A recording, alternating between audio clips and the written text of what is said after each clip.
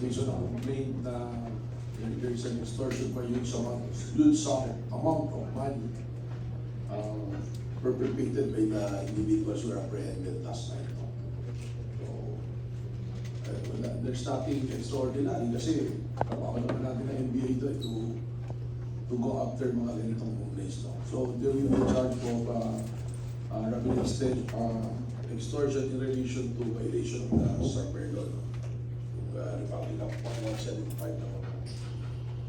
So, yun. So, at this point, we camera to these proceedings, kung sakaling mangyari ito, will you be cooperating with the House and present your findings towards them? Well, we always submit to the jurisdiction ng House kapag inibita tayo, sinabina, inibitahan, as a source speaker, we always go to Congress para ganyan. In relation to that, ako na magsabi, this can be an option for us to come out with legislation to regulate siguro yung ating mga social media, no? Because we don't want social media to be weaponized. Meron kasi mga practices sa social media na kailangan natin siguro bigyan ng pansin at tutukan na mga kailangan natin itama.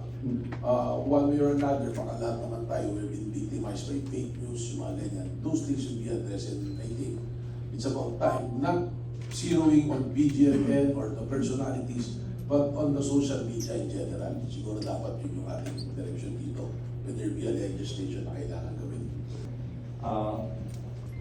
Consummate na yung demand ay yung threat. Ang consider natin na possible violation na lumatas. Ang problema lang, yung subject ayaw niya tanggapin yung pera personally. And ang defense, ang explanation niya nga kasi sa lugar sa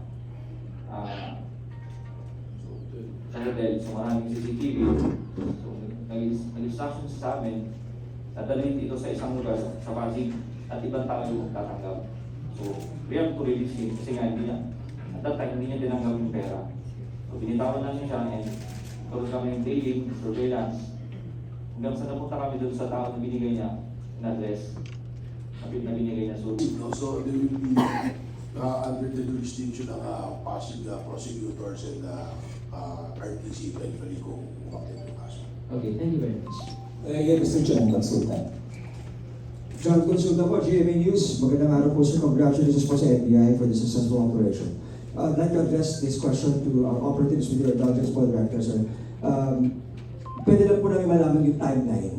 Kailan po, sir, nagkaroon po ng contact ang grupo po ng PGMN? Kasi po, last night, when I talked to them, they're claiming na sila daw po ang nilapitan. Sila daw po ang kinausap, not the other way around. Pero po, just to set the record straight, ano po ba yung nangyari po, sir? Kailan po nangyari? At paano po sila nagkaroon ng contact? If you can just walk us through po. Attorney Mark Santiago, would you like to answer that? Yes, sir. Based on the complaint, meron ng initial talks since a year ago, pero nabuhay lang siya ulit with respect to a representative of the complainant. So, through the representative of the complainant, lumaki na yung amount. Kasi a year ago, mababa lang yung amount.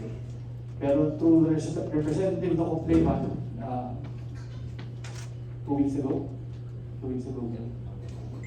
ago, it ballooned to 350 million pesos. So meron pang